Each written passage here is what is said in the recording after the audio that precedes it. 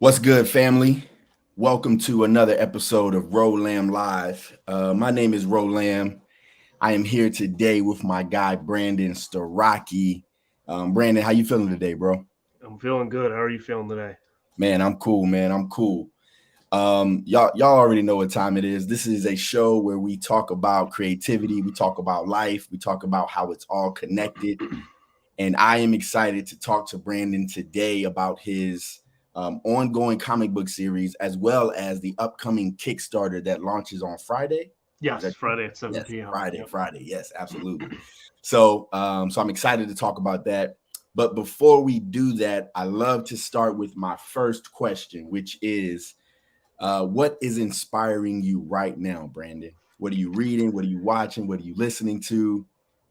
Uh, Anything? What's inspiring you, man? yeah, of course. So I'm always trying to watch new things, like even things that aren't even really particularly like something that I'm like really into. So anything that's really looking good on Netflix or any kind of subscription service for that matter. I'm always like a huge fan of the zombie genre itself. So anything zombies, within reason. I know there's some corny stuff out there with it. I try to watch, and then we're watching actually The Boys right now. I'm pretty Okay. late on it, but I'm watching The Boys now. I always like that kind of that it has like that gritty, gory kind of rawness to it as well. Yeah. So that's always kind of a fun show for us to kind of watch as well. But nothing really in particular. So just kind of those things right now. Okay. Okay. Dope. Dope. Dope. Um, for myself, as we just talked about, I'm coming off of Dragon Con, Mhm. and I think, although it's exhausting and it wiped me out, it's always just inspiring just to, just have that opportunity to share, what I've created. You know what I'm saying? Mhm. And, Yeah. and I was even telling somebody like, you spend so much time you know, working on something, creating something, collaborating with people, and going through the struggles of all that this takes, right? To get the opportunity to tell somebody about it, and even if they don't buy anything, just being able to say, "Hey, this is what I created." You know what I mean? Yeah. Is incredible, and I've always found myself coming out of a con just feeling like I can't wait to do another one. You know what I'm saying? I can't Yeah. Oh wait to yeah. tell Yeah. somebody else about this book. You know what I mean? So I think that's where I am. I'm still heavy on my GTA. I've said before, I got a PlayStation 5 for Christmas, and I got on GTA. I got GTA Online in February, and Okay. I mean, this got me in a chokehold. I don't know. What can I say? What can I? it's taking control there. No, I get that. Yeah, for sure, for sure. So yeah, so for me, that's what it is right now. That's what it is right now. Um, so yeah, so I think my first question for you, Brandon, is what's your origin story? What's your biography, if you will? Yeah, no, it's not a very interesting one, but I'm just your average Joe. I've been a huge fan of cinema, been a huge fan of like kind of directing, writing, creativity in itself. My dad was a big movie guy, so he kind of got me into watching movies all the time as well. So as time went on, I kind of really started to admire the work behind filmmaking. And then when towards the end of my high school, life there, I wanted to kind of, that was my goal. I wanted to kind of be a film director, so I went to the Film Academy in New York just to kind of, see what it was like and see if it was for me. I found out it's very expensive and I don't know how I was going to be able to afford that. So Right, came right. back home and all that stuff, got a normal job. Like I said, I mean, I didn't really read comics beforehand. I read like, just the big ones for me, which were The Walking Dead, some Batman comics as well, but nothing really outside of that. And once I met Alan, I had this Avalon idea before it was called Avalon way back when I was in high school. And then we kind of collaborated and made Avalon what it is today, which is what brought me here to this day as well. And actually, after I started writing and creating this comic as well, I really started to admire the work that goes into a comic, the writing, the art, especially, seeing the art that Demetrius throws my way as well for Avalon. It blows my mind every single time, especially when you have it written on white paper just with words on it, and then you have somebody making the art for it and just completely taking what you have paper on paper and blowing it into so much more. But that's basically what it is, and we're a quick, fast version of how I got here today. Okay, okay. So, and I like that you mentioned the film aspect, and Mm. Avalon is a comic book series. And Yes. one of the things that I found was interesting, I think I was going to bring this up later, but I'll bring it up now because we're here. I had the opportunity to read what Good. the first, I think I read the first two issues. I think you might have sent five, but I only got through like the first two. Sure. Uh, No, I was late on it, so that's a little no, bit no, my it's all fault. But love. you're It's good. all love. All love. But one of the things that struck me, and I was going to ask you about this, is how cinematic the comic book feels, right? Like Mhm. it's the art is really so good, the way the panels are constructed. And so I think my question is, what made you want to make Avalon a comic book rather than trying to go the film route? So I don't want to come off the wrong way with saying it, but cheaper. It was cheaper than making a comic book or compared to a film. Absolutely. Not to say comics are cheap. It takes a lot of money, a lot of time, and a lot of effort to put into a comic. But comparing it to when I was weighing my odds there and trying to figure out the whole cinema aspect of things, because again, I was an average Joe. I had no clue what I was doing. I had to figure everything out. I didn't know anybody. I had nobody in the industry, any of that.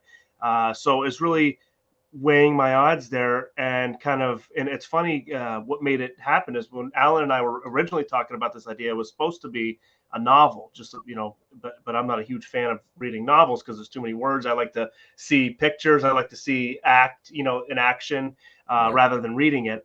So then I ended up kind of glancing over and seeing there, a comic book on my desk, my office desk, and I shot Alan a text. I said, why don't we just make a comic book instead? And he was all for it. That was the direction that ended up happening. And I think doing a comic book is the closest thing to doing some sort of film or cinema for that matter, because it shows the action scenes, like you're saying, with Demetrius and how we kind of have him and how he's kind of evolved. A lot of his panels look like it's just like a camera kind of flowing through the page. And, Yeah. and I think we just got the best of both worlds as well and got very, very lucky where we're at today. Yeah. Yeah. Yeah. And I will add on too. So I write screenplays as well. Yeah. Okay. And one of the things that I think about, particularly with novels, and because I write novels, I write comic books, and I write screenplays. Yeah. So the thing about writing novels and comic books is it feels like it's something that you can do and go straight to the people with. Whereas making a film feels a little bit more gate kept, right? And you can do it independent as well, but I don't know. My experience, it just feels a little bit more like it's not as accessible at Yeah. times. Yeah. But can you tell us about Avalon, the comic book series? Like give us the synopsis or the pitch. Yeah, no, of course. So the synopsis of Avalon is you're following the Castle family. It's a dysfunctional family that has some issues in their past that they're trying to kind of fix through time. And then, as right in the beginning of the story, you kind of get hit with the apocalypse. So it's forcing this separated family that has, the oldest brother away from the whole family as a whole. Each part of their families have issues. Zombie apocalypse is forcing them to kind of come together. Obviously, with the beginning of this series, you're kind of seeing the chaos and all the riots and nonsense, all the crap that kind of goes on with an apocalypse beginning, on top of the drama that the family is holding from before the apocalypse as well. So you're really following this whole family rather than one individual main protagonist. So uh, we try to diversitize and give every single character a lot of depth for anybody to kind of relate to, and have a huge story behind them as well. So that's kind of the whole synopsis of what we got going for us. Yeah, for sure, for sure. And in my research, I saw that you spoke about, there are elements of, I think you said you have two brothers or three brothers. I have two brothers, so three of us, but two brothers. Yes, yeah. Okay, yeah. And so you were saying like you use some of your real life, situations as inspiration for. I mean, it's not, Yeah. one for Obviously, you one. got to over dramatize it a bit as well, Yeah, But like you said, to kind of bring it in as well, really me not knowing much about anything, I really tried to keep a lot of those things as close to me as I could, yeah, and that includes the city that I live in. It takes place in Erie, Pennsylvania. The yeah, story does because it's just easy for me to kind of visualize everything story wise, and not really kind of go outside the scope of like if it was something like New York City, and I haven't lived in New York City. I've only been there a couple times, so I don't know like the rawness of the people who live there. I know how the people act here in Erie. I live here, so I just get it. So I portray that into this comic when you meet outsiders of the family. So all that stuff kind of gets put into this. And again, keeping all that stuff as close to me as possible with the family members. I have two brothers, so really having the three brothers in this family, and my parents as well, obviously, having the mom and the dad there, and just other characters as well, still have bits and pieces of me and my family, my friends and loved ones as well, and just try to everything that I kind of see exterior for me, I try to kind of put into this comic, into these characters, to really show a diverse group and depth to all these characters, to make them feel raw and real. Right, right. And that's sort of where I was going as well. Can you talk a little bit more about how your approach to balancing, some of these personal elements and these real life experiences that you have with the fictional elements? Yeah, I think it's just because obviously we have the fictional element with the zombies, and that obviously brings a huge dramatic kind of like thing going on in the story, and really pushing these characters to their wit end with things and making them do things that an average person really wouldn't do. But then what actually, I guess to tag on that a bit, we all dealt with COVID a little bit as well. So we kind of understand some sort of level of it, with the exception of people eating each other and, attacking each other and all that stuff too, with what we're writing about now. But, we've all Unless dealt with. unless there's tissue involved. Right, yeah, exactly, and that's what I'm saying. Yeah, So it's just like we had that a subtle experience of what madness can kind of look like if a yeah, viral kind of infection kind of goes around.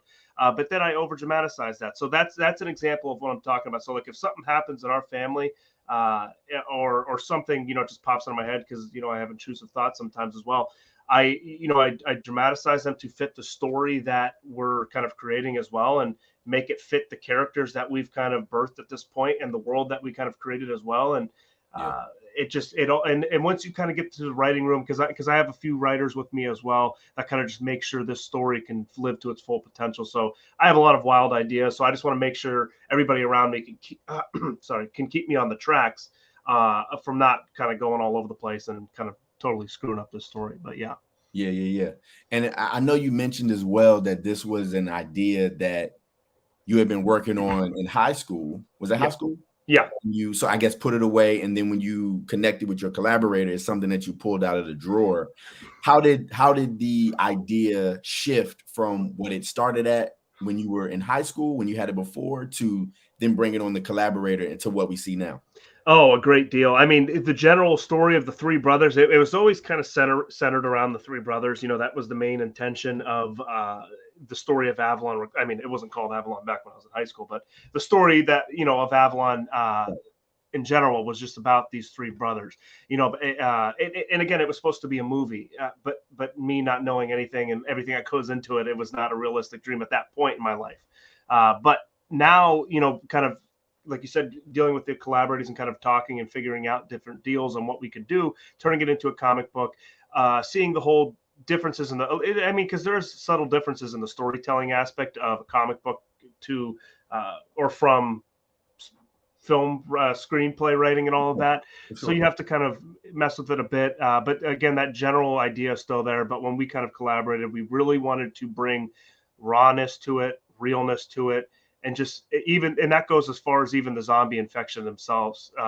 Like we really did our research on trying to figure out different viruses, bacteria, parasites, all of those things, and how they can kind of like mess with each other, and what's all what. So it's kind of a cool evolution of what we researched into what we kind of put into this comic for our infected, and that will also be part of the story in the future. So everything this family learns, you'll learn when they learn stuff about the infection and the zombies, you'll learn it through the eyes of the family. And so that'll be a whole story arc as well in the future.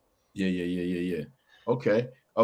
And so this next Kickstarter is for the 6th issue in the series, correct? Yeah. Mm-hmm. Well, actually, before I talk about that, I know you started a company with your collaborator, 1282. Yeah. And I heard you mention that there's some other ideas that you guys have that I guess haven't been released yet. What made is this the first project that comes out under this company? Yeah, yeah. So, so the original idea of 1282 was because when back then Alan was in a band, he kind of, he was, right at that cusp of making that big leap to being like a band and making some great money from it. Stuff kind of happened back then. It kind of fell apart. Here we are today, or when we were first discussing this whole deal with figuring out the 1282 label. And one of our biggest goals figuring this out was we don't want anybody telling us what we can and can't do. We want to, we have stories, we have ideas, we want the creative freedom to kind of do what we want to do, and Right. that was part of the idea with 1282. It was let's just, I mean, we're here anyways. We're working our day jobs anyways. Whether this works or not, we'll be doing this for the rest of our lives anyway. So let's just do something we want to do and keep it true to us. And that was the whole idea, and kind of the uprising of 1282 is kind of doing it that way. And Avalon is the first kind of project to jumpstart that 1282 deal. And we have other things like, and again, that's going to go as far as hopefully music, books, other comics, movies, short films, and all that stuff in the future. We have big goals. I mean, we want that, but we also have minor goals to kind of hit along the way as well as we kind of try to climb that bigger mountain to get to these bigger goals as well. But there's a lot going for it, and we're moving a lot faster than we originally thought when we were first talking about. We actually gave ourselves a lot more time to kind of mess around with, but having Avalon where it is today and kind of getting through that first season of Avalon and kind of doing that other stuff behind closed doors right now is kind of exciting. We're really excited to kind of open that up a little bit more as time comes on. Yeah. And what was the decision process like in terms of saying, okay, we're going to start with this story? Like, what made this story the place to start for you all? I think it was because I think it was because it was the idea that when I had it, originally it was just moving. It was just moving quicker. It was like, okay, this is moving pretty quick. This is just flowing perfectly. On top of that, we were very excited with the story as well. We were very excited with what we had and what we kind of were ready to offer to everybody. And this was just, not that I want to say this was the fastest part, and like it was like, again, I don't want to say easy in a negative way because I it's not understand. easy, but so it's just like it was there, it was flowing, it just felt good, it felt easy. So we're like, okay, let's just do this. It's right here. Boom, we did that. He's kind of doing all that other stuff as well behind closed doors. We got to figure out exactly the touch with the other things as well, with the music, with the films, with the other books and comics. We're still looking for those touches. We didn't get like that flow that we got with Avalon that kind of just popped. It just felt right at the time. All these other things, we're still trying to make sure that we have it exactly how we want it. And I think that's just it. We want it to be exactly how we want it. Avalon just happened to be exactly how we wanted it at the time, and we just kind of move forward with it. Yeah. No, my next question is about your creative process together. I've been in a lot of different creative situations with people. Mm-hmm. Some have worked really well, some have not worked really well, right? And I just wonder, what is it like, or what has it been like in your creative process, and in terms of when you have disagreements, how you settle those disagreements, how you get on the same page. Like, what has that process been like for both of you? Well, but both of you. Yeah. I think it's a little bit easy for us. I think it helped because we were friends before this whole deal. It's not like we just kind of like we're two creators that met and kind of just started this thing. We ended up becoming friends first, obviously, which led into the 1282 and which led into Avalon. But I think it's pretty easy. We work well with each other just in general.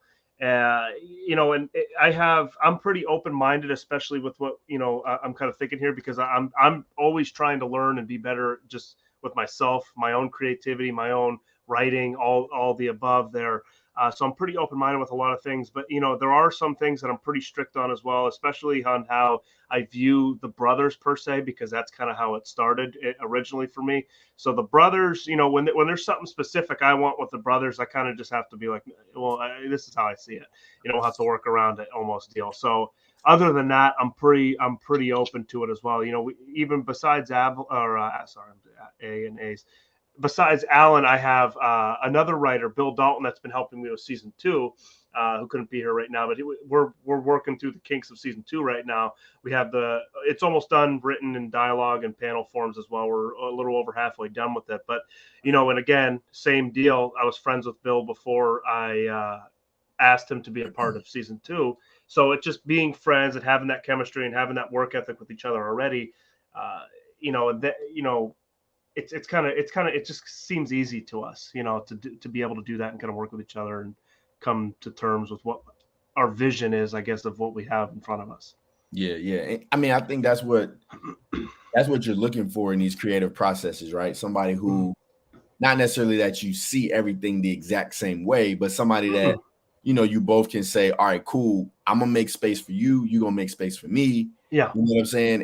And we figure out a way to walk this walk together, right? Yeah. I think you said that perfectly. I don't want to, I don't want to seem so like micromanaged like on this thing, because that's not a fun environment, number one. And number two, it's just like, I'm not going to sit here and act like I know exactly what I want with this story.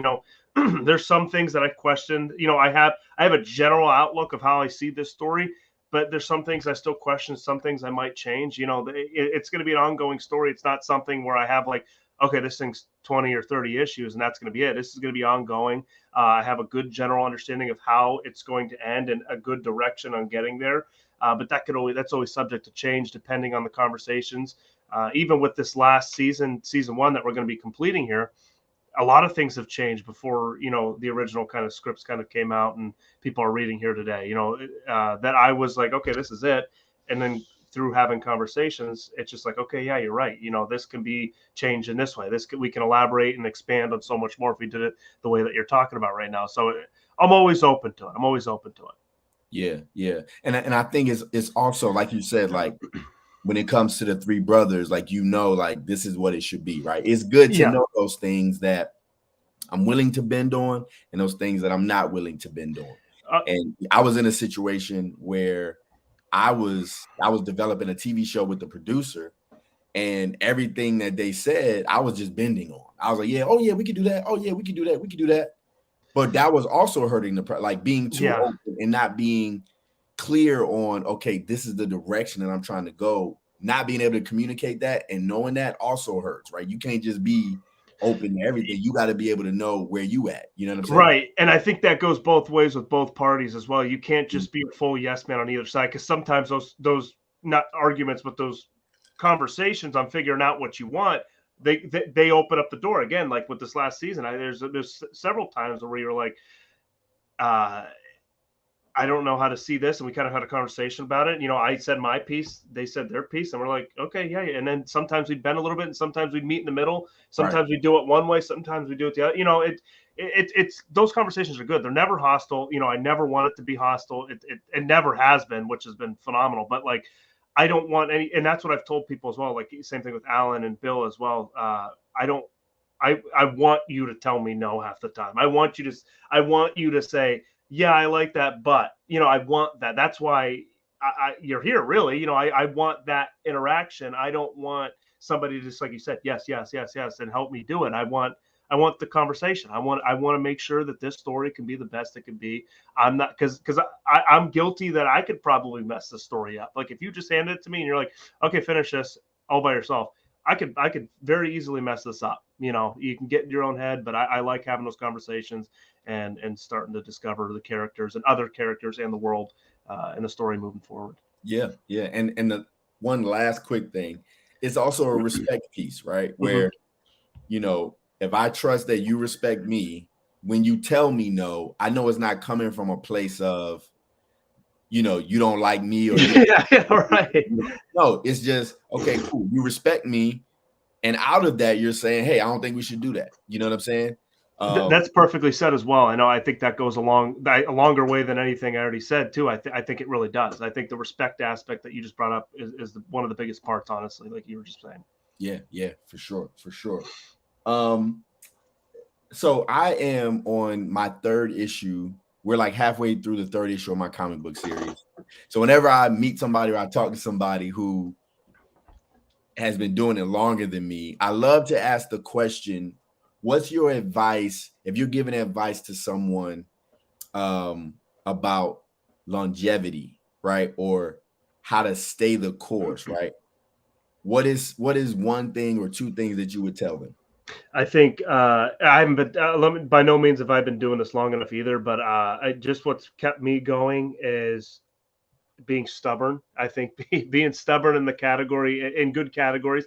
I'm always gonna, and I've told people this in the past. Avalon is always going to come out. This is my baby. I love this project. I devote a lot of time and effort, and again, it's really close to me because a lot of these characters are me, my family, my loved ones, friends. So this Avalon's always going to come out, and that's where the stubbornness comes in. Mm, Now the only thing is why we do the Kickstarters and why we kind of ask for support, likes, shares, all that stuff. That helps it get out quicker. If you want this story out quicker, which I do as well, and other people who are reading it as well, if they're fans already and they're buying it and they're supporting us in the past, and you want it out quick, that's what we need from everybody else. We need either that, that support, that love, that like, that share, that if you have a few bucks, kind of send it our way and pledge for a reward so we can kind of get it out there. But like I said, the stubbornness and just simply doing it and just it's always going to come out. It's always yeah, going to be there. It's all. I don't know if it's good or bad thing, but it's always on my mind. You know what I yeah, mean? It's always there. yeah. Um, so let me ask you this: what do you wish, or what do you know now going into issue 6 that you wish you knew on issue 1? Stay patient and stay the course. I remember when we were gonna drop issue 1, the original issue 1. Before this isn't the one that was made. It was actually the ones that you'll read, issues 1 through 3, condensed into 24 pages. Wow. So when, when we were going to send that out there, Alan and I, we looked at it, we read it, we're like, wow, this is way too much in 24 pages. We got to do something about it. This is one of the conversations that we're talking about earlier. We had a good, a real serious, long conversation about figuring this out. We ended up stretching that one issue out in the first 3 issues that people can read here today. And when you read those 3 issues, you can be like, wow, that could have been Avalon would have been done right then and there, in Yeah. my opinion. I there's no way you could sell that, in my opinion. It's funny because we still have it in a binder somewhere, and I use that to kind of look at it, and I'm like, yeah. So that kind of gives me hope that just about the conversations, the hard conversations, and really, any kind of arc that I see in the future can definitely be stretched out if need be. You can let things breathe. You can have some characters kind of have some moments, breathing moments, some development moments, and all that stuff as well. But just simply being patient and working and trusting the process. Yeah, yeah. Um, what's your relationship like with perfectionism? uh, in the beginning, I was very, very, very, very on that, Mm, and almost in a negative way, I would say, where it was just like it needs to be this way, and this is where actually when you read issues 1 to 2, even you could tell the dramatic increase. I mean, that goes with just Demetrius drawing more and figuring out his style, but that's the same artist from 1 to 2. Demetrius has changed his style drastically in just one issue, in just one time frame. But and then that also tells you or shows in me, I don't know if anybody would know this unless I tell them, which I'm saying it now, is I was very strict on how I wanted it in the mm, beginning. mm. And again, over perfection. Like I just wanted it to be like this, exactly how it was. And then I learned over time, no, that's not how it is. I learned over time that now we're Demetrius is literally half of this comic. Without the art, it's not what it is today. Demetrius makes this comic what it is today, in my opinion, right now to this day. The art style that he brings, the unique style that he brings, especially with the panel layouts and really showcasing the flow of the panels, making it look like a camera, kind of going through, like I mentioned earlier, is just like allowing him to kind of do that. And even if it's not the way that I originally intended it, he ends up finding a way to blow me out of the water, and I'm for it. But being a perfectionist in little things, back then, I've kind of kind of stretched out a little bit on that category. But other things as well, just trying to find like the stupid little details here and there. I feel like I'm still like that. Like if something's kind of messed up and nobody would ever notice it, or if like a box letter box is kind of messed up, it's stupid things like that. I'll kind of point out. But I've definitely gotten a little bit more lenient over time. Yeah. I mean, I think part of the reason why I wanted to ask that question, I jotted that question down as I was reading the issues, and I remember exactly what I saw. It was a double page splash. I think it was in issue 2. It's a double page splash, and it's basically showing like these. It's the city. Mm-hmm. Like the zombies have run through the city, and they're like these little boxes at the top, Yeah. and it's showing like these little moments. And as I was looking at it, I said, "Yo, like the attention to detail right here is crazy." And then it just made me think, like, I wonder how, when you're so detail oriented, it's like a double-edged sword, right? You could be so detail oriented that it then keeps you from moving forward because you're like, I gotta have it this way. You know what I'm saying? It, it, Um, yeah, go ahead. sorry to cut you off, but No, it's go funny ahead. because I've had conversations with Demetrius as well, and I think he could be a bit of a perfectionist himself as well. Yeah. I'll let him speak for himself, but just kind of going through conversations with him as well. There's actually times where I told him, I was like, it's okay, it looks great.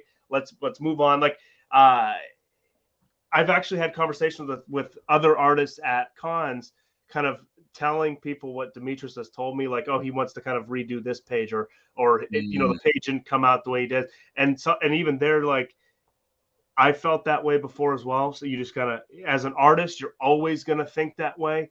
And again, I'm only quoting at this point. I don't know because I don't draw or anything, but like they're always gonna think that way.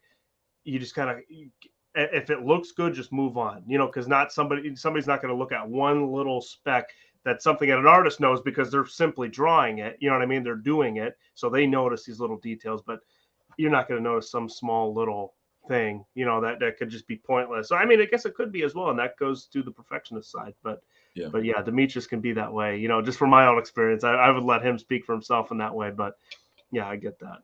No, I feel that. I feel that. And I guess this is about the book in general. What was the decision process like for choosing the way you did color, right? So you have like the black and white or the grayscale, and then you have certain moments that are like, or not moments, but pieces that are in color, like the blood is like Mm-hmm. red. It's like very striking. And then I think it's like the last, at least on the first 2 issues, like the last 1 or 2 pages is in color, right? Yeah. And I thought that was an interesting choice, and I just wondered, what was that decision process like?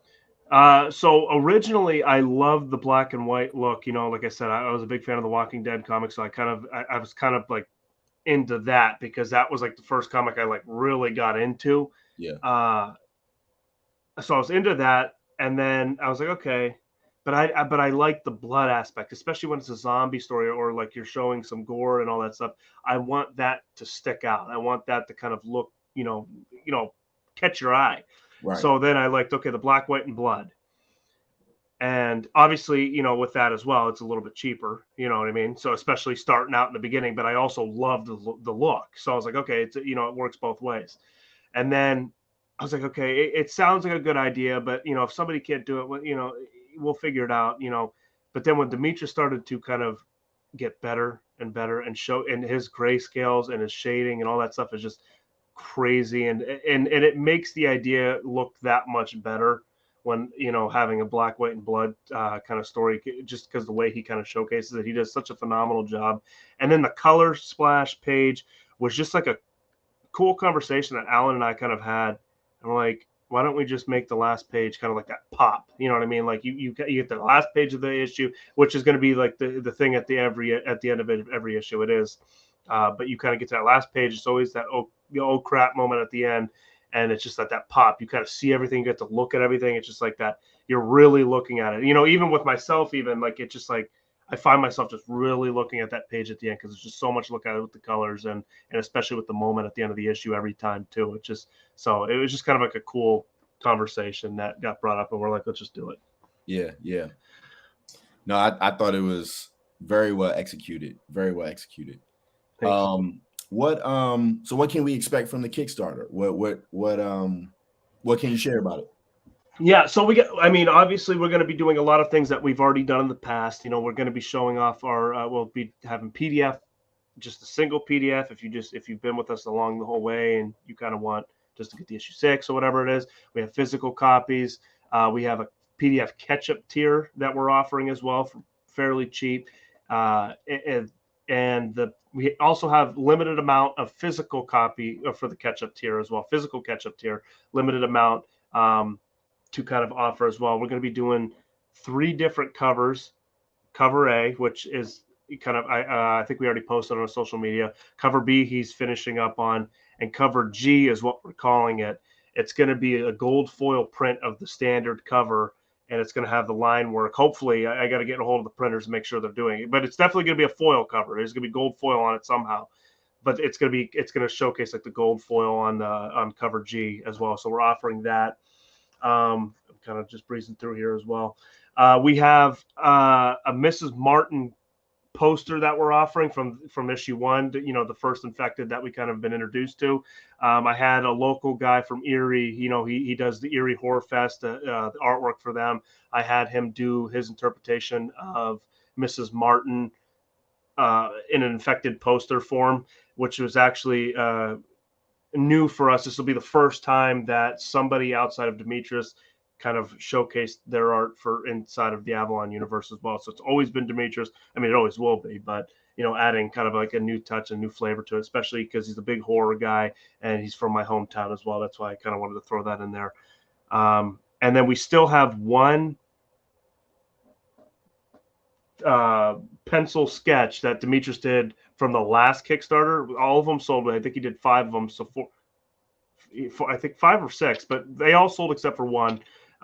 It's an original pencil sketch with him being in Greece. This is going to be a very rare thing that we kind of offer. It's 11 by 17 pencil sketch of Andrea and Mark, which is mom and dad.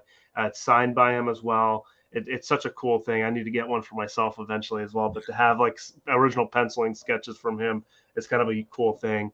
And with this would be like the last bigger kind of thing that we're offering, but we have like little things in between as well. One thing that this is going to be new that I'm looking at now is we're going to be doing custom badges for Andy and Miller, real badges for that matter. So it's going to be on the higher end there.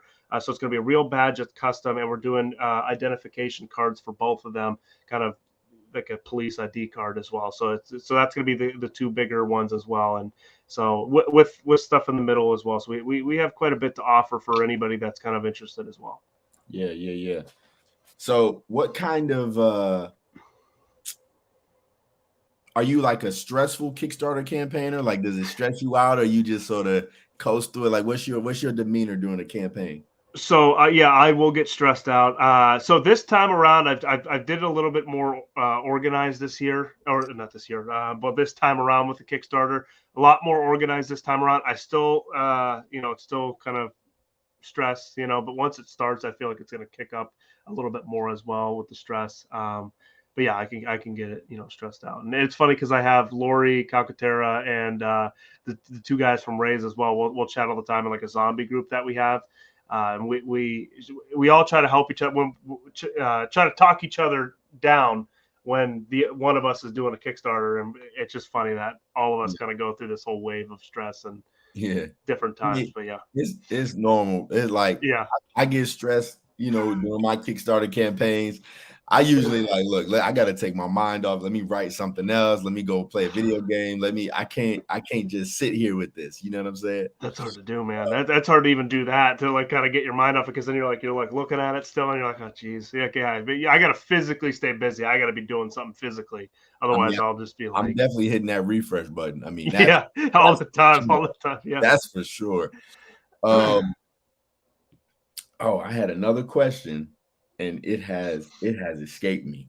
I'll say this though. I'll say, one of the things, because I did some research on you, and I was like watching like other interviews, and and even talking to you today, I sense there's like a real passion for this. You know what I'm saying? And I think I just wanted to ask you, like, how do you keep this passion up? You know what I'm saying? Like, you've been doing this, what, it's 6 issues now. I don't know how long you've been doing it, but you're 6 issues in. You sound like you're not gonna stop. Even when you say, like, look, they're gonna keep coming out, right? Mhm. How do you keep that passion going? I think again, it's close to me. It's my baby. I've been doing this for a very long time. We've been live with it, like physical issues have been out for 2 years only. We've been doing it since like 2018, been writing it, trying to perfect it and all that matter. But I think it's just, it's close to me. It's my baby. I put a lot of time and effort and thought into it as well.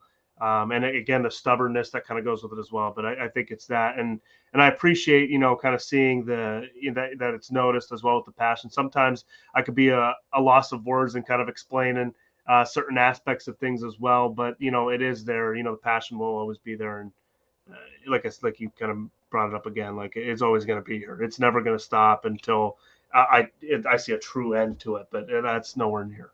Yeah, for sure. Okay, cool. So the last thing that I like to do is I call it the one, and basically it's just 5 questions. They're all themed around this one thing, and so we'll do that, and then we'll close it out. Um, what's see now? Earlier you said you don't like to really read, huh? You don't like to read. Like books, or for that matter, no, not necessarily. He said like books. Yeah. All right. Let's do this. Let's do this. Okay. What's one movie you think everybody should watch? Uh, so one movie that comes to mind all the time, and I'm a huge fan of it. It's a long one, but Once Upon a Time in Hollywood. I'm a huge fan of Quentin Tarantino. Any movie for that matter of Quentin Tarantino's, you have to watch. He does. Again, he brings a lot of passion into his characters.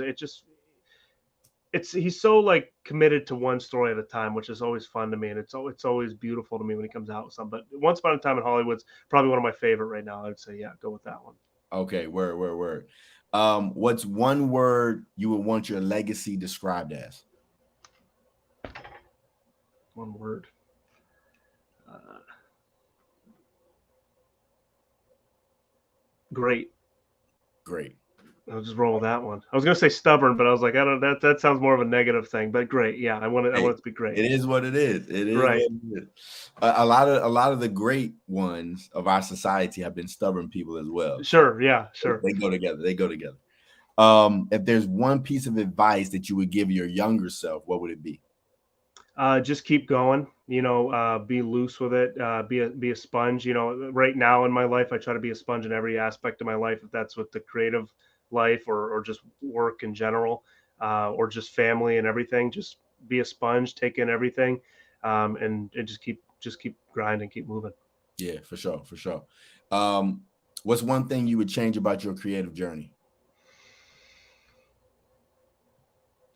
Being able to dedicate more time to it. We all have our day jobs. We all have things, of that nature. I don't want to take any time away from family, but I'd rather take it away from a day job.